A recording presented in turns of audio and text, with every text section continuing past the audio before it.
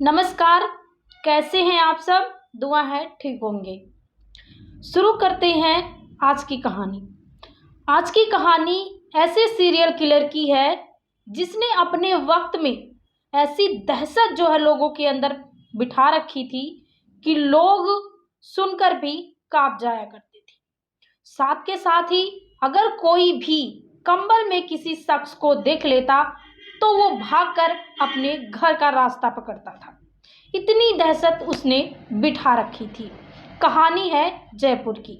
बात सन 1978 की है। इसी जयपुर में एक इलाके में जो है एक लाश मिलती है और एक शख्स जो है वो पुलिस स्टेशन कॉल करता है। पुलिस आती है, लाश देखती है तो कहीं भी बॉडी पर ज़्यादा निशान नहीं थे, लेकिन कान के नीचे जो कनपट्टी होती है वहाँ पर कुछ गहरे निशान जो थे घाव के थे। और उसके बाद बॉडी को पुलिस पोस्टमार्टम के लिए भेजती है। बॉडी पोस्टमार्टम के लिए जाती है और फिर जो है जो रिपोर्ट आती है उसमें ये पता चलता है कि शख्स की मौत गर्दन की हड्डी टूटने की वजह से हुई है। उसके बाद जो है पुलिस रिपोर्ट दर्ज करती है। फिर कुछ वक्त के बाद एक और लाश मिलती है और जब पुलिस पहुंचती है, उसकी रिपोर्ट आती है, पोस्टमार्टम रिपोर्ट आती है तो पता चलता है कि इसकी भी मौत जो है गर्दन की हड्डी टूटने से हुई है। इत्तेफाक से उसके भी कान के नीचे सेम घाव के निशान थे। और फिर उसके बाद पुलिस पता नहीं लगा पाती आखिरकार ये कौन है। और इसी तरह राजस्थान के अलग अलग इलाकों में लाशें जो है वो मिलनी शुरू हो गई। लगातार लाशों का सिलसिला वो बढ़ने लगा, लेकिन अलग अलग इलाकों से अलग अलग थानों में जो ये केस दर्ज हो रहे थे, जो कि अलग अलग इलाकों में लाशें मिल रही थी, अलग अलग थानों में ये केस दर्ज थे।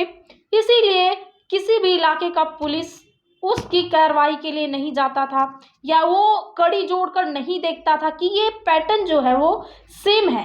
अगर वो पैटर्न मिलाया जाए तो शायद उस किलर को पकड़ा जा सकता है, लेकिन बात है कि भी किसी के एरिया में कोई जा नहीं सकता था। ये बात सन 1978 की है, तो करीब देश को आज़ाद हुए भी 31 साल हो गए थे। तब इतना कुछ तरक्की नहीं था, इतनी कुछ फैसिलिटीज़ नहीं थी जैसा कि आपके टाइम में हो गई है। और लगातार लाशों का सिलसिला चलता रहा, लाशें अलग अलग इलाकों से मिलती रहीं। पुलिस समझ नहीं पा रही थी आखिरकार ये मामला क्या है,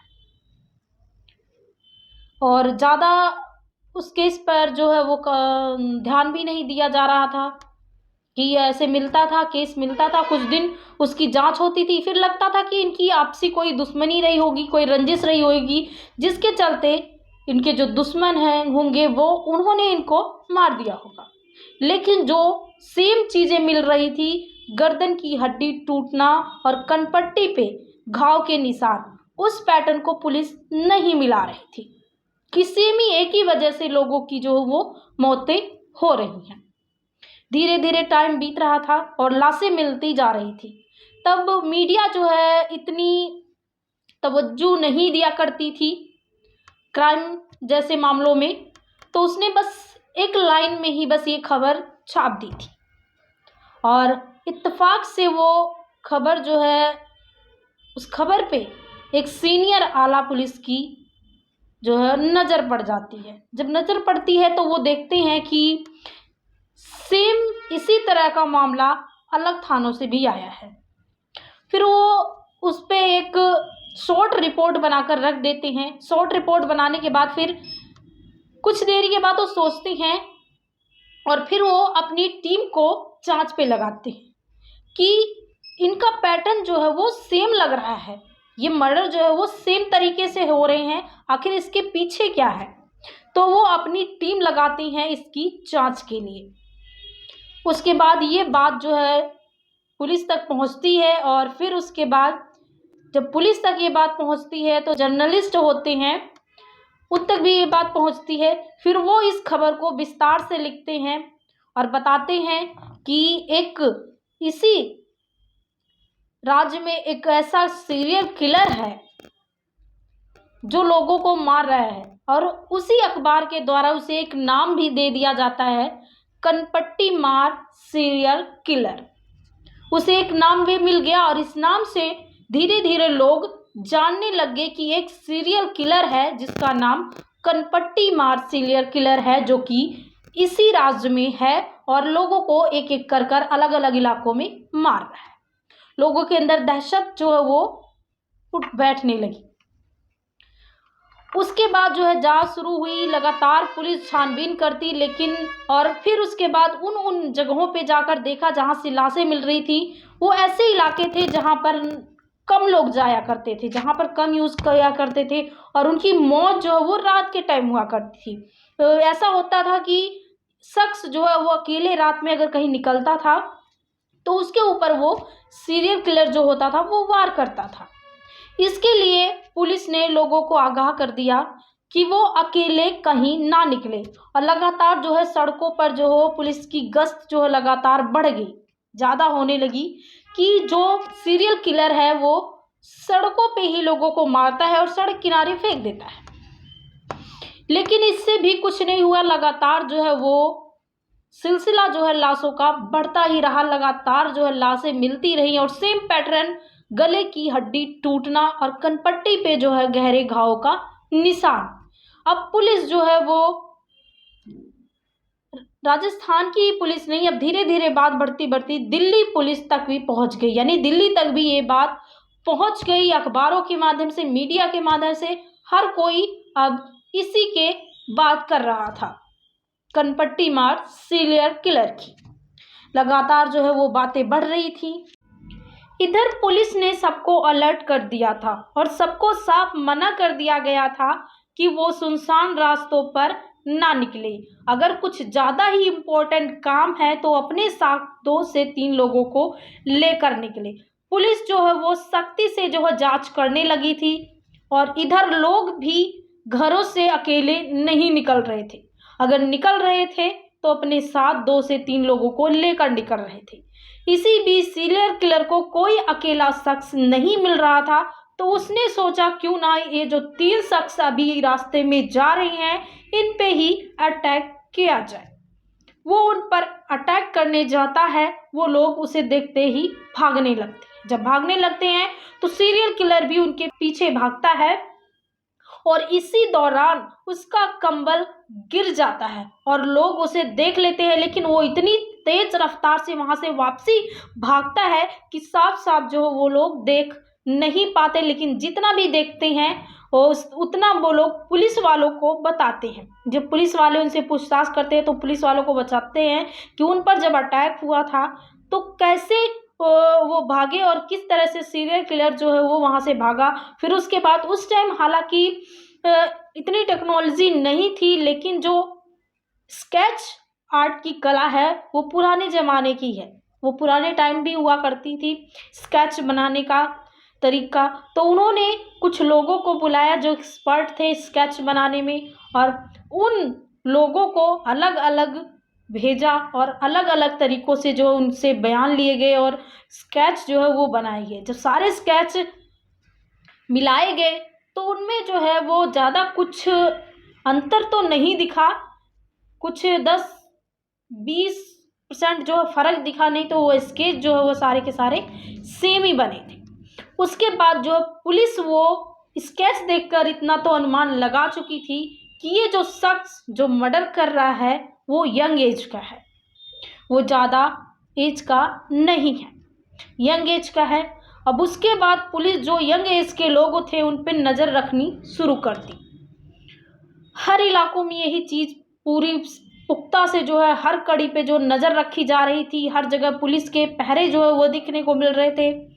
और इसी बीच पुलिस जब अपना पहरा दे रही थी उसी में 2-3 पुलिस वाले एक जगह खड़े थे, और उनमें से 2 पुलिस वाले थोड़ी दूर पे दुकान थी वहाँ पर चले जाते हैं, और एक पुलिस वाला वो अकेला पड़ जाता है। सीरियल किलर जो होता है वो देखता है कि ये शख्स जो है वो पुलिस वाला है, इस टाइम अकेला है और मेरा जो है वो मौका है इसे मारने का। वो आता है, झाड़ियों के पीछे से आता है, लेकिन वो पुलिस वाला वो परछाई में देखकर ये समझ जाता है कि उसके पीछे कोई है, आ रहा है, लेकिन फिर थोड़ी देर में ही जो उसके दोस्त थे उसके वापसी आने लगते हैं, तो उनको देखकर वो एक पेड़ के पीछे छिप जाता है। जब वो पेड़ के पीछे छिपता है, वो लोग आते हैं, तो पुलिस वाला उनको बताता है कि एक शख्स है जो उन झाड़ियों के पीछे छिपा हुआ है। मुझे नहीं पता कौन है, लेकिन काफ़ी देर से मैंने देखा कि वहीं पर खड़ा है और लगातार वो नज़र रख रहा है। परछाई में दिख रही है कि वो हिल डुल नहीं रहा है, वो हमारे पे ही नज़र रखे हुए है। उसके बाद धीरे से पुलिस जाती है और उस लड़के को पकड़ लेती है। जब पकड़ती है, पूछताछ होता है, नाम पूछा जाता है। नाम जो अपना बताता है, कहता है कि मैं यहीं गांव में ही रहता हूँ, थोड़ी दूरी पे ही रहता हूँ। मेरे पिता हैं, मेरी माँ है, मेरे भाई हैं, सभी लोग जो है वो घर में ही हैं। पुलिस जाकर देखती है तो वाकई में उस वहीं का रहने वाला था, उसी इलाके का रहने वाला था, और उसकी परिवार जो फैमिली थी वो भी वहीं थी। जब फैमिली वाले पूछते हैं कि क्या बात हुई, पुलिस वाले जो घर पे क्यों आए हैं, तो पूछते हैं कि ये झाड़ियों के पीछे छुपा हुआ था। जबकि अब हर कोई जो यंगेस्ट है, वो हर कोई जो एक शक के दायरे में आ रहा है, तो ये भी शक के दायरे में आया और हमने इसे पकड़ लिया। और फिर उसके बाद उन्होंने कहा कि ये तो पागल है, दिमाग से पागल है, इसे कुछ नहीं पता है, ये तो कहीं जाता भी नहीं है, ये घर में ही रहता है। लेकिन पुलिस वाले ने देखा कि कंबल ओढ़कर आखिरकार ये लड़का वहां झाड़ियों में क्या कर रहा था। फिर उसके बाद पुलिस वालों ने जब उससे पूछा, तो उसने बेझिझक कहा कि मैं ही हूँ सीरियल किलर, मैं ही लोगों को मार रहा हूँ। तो पुलिस मजाक में ले लेती है क्योंकि वो यंग है और इस तरह की बातें कर रहा है, और परिवार वाले भी कह रहे हैं कि ये घर से कहीं बाहर नहीं जाता, और ये ऐसा कह रहा है कि ये ही सीरियल किलर है। उसके बाद कहता, हाँ मैं ही सीरियल किलर हूँ और मैंने इन्हीं हाथों से बहुत लोगों का कत्ल किया है।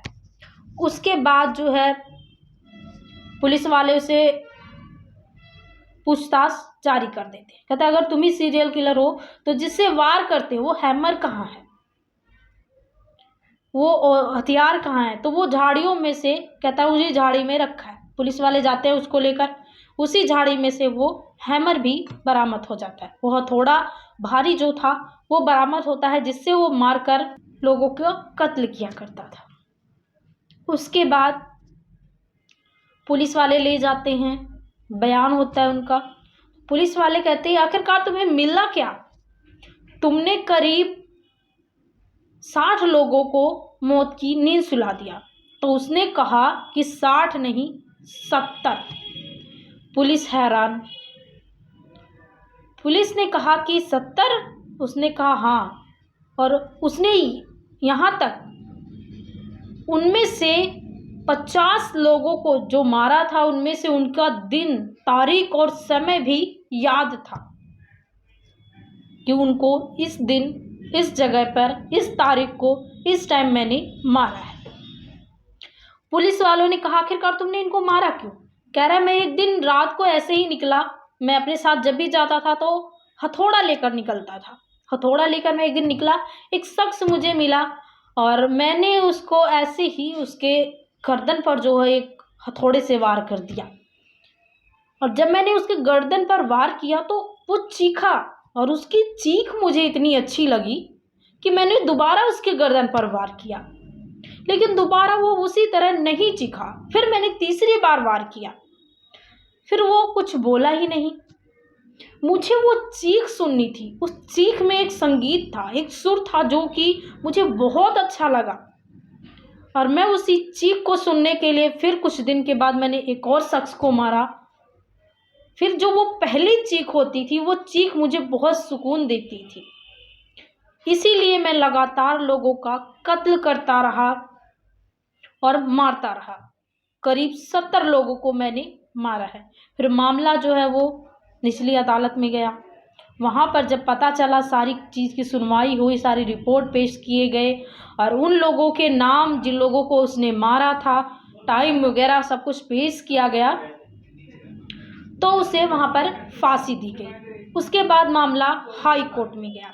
जब मामला हाई कोर्ट में गया, फिर वहाँ पर भी जब सारे केस को देखा गया, सारी चीज़ों को देखा गया, नज़र डाली गई, तो वहाँ भी उसे फांसी की ही सज़ा सुनाई गई। उसके बाद मामला जो है वो सुप्रीम कोर्ट में गया। वहाँ भी जब चीज़ों को देखा गया, हालांकि सुप्रीम कोर्ट में जब मामले को देखा गया, रिपोर्ट देखी गई, तो वहाँ पर पुलिस सिर्फ 62 ही लोगों के जो रिकॉर्ड वो दे पाई, सबूत जो है वो 62 लोगों के ही दे पाई, बाकी लोगों के वो सबूत पुलिस पेश नहीं कर पाई। लेकिन फिर भी जिस तरह से उसने लोगों को मारा, मौत के घाट उतारा, और जिस तरह से उसकी बातें सुनने के बाद कोर्ट में जो सुप्रीम कोर्ट थी उसने भी उसे फांसी की ही सजा सुनाई। उसके बाद बात राष्ट्रपति तक पहुंची और मामला जो है वो ऐसे चलते चलते 4 महीने के अंदर उस शख्स को फांसी की सजा दे दी गई। यानी कि वो जब उसने मर्डर करना शुरू किया था तब उसकी एज 25 साल थी, जब उसको फांसी दी गई तो उसकी उम्र बस 27 साल थी। 27 साल की उम्र में उसे फांसी पर लटकाया गया एक ऐसी जुर्म के लिए। उसने फांसी पे लटकने से पहले बस 2 वर्ड कहे थे कि मैंने अपने शौक के लिए, अपने मजे के लिए जिस तरह से लोगों का कत्ल किया है ऐसे कोई ना करना। इतना कहते ही वो फांसी पर झूल गया। ये थी आज की कहानी। क्या कुछ कहना है आपका? कमेंट सेक्शन में कमेंट जरूर कीजिएगा। जुड़ेंगे फिर एक नई स्टोरी के साथ। धन्यवाद।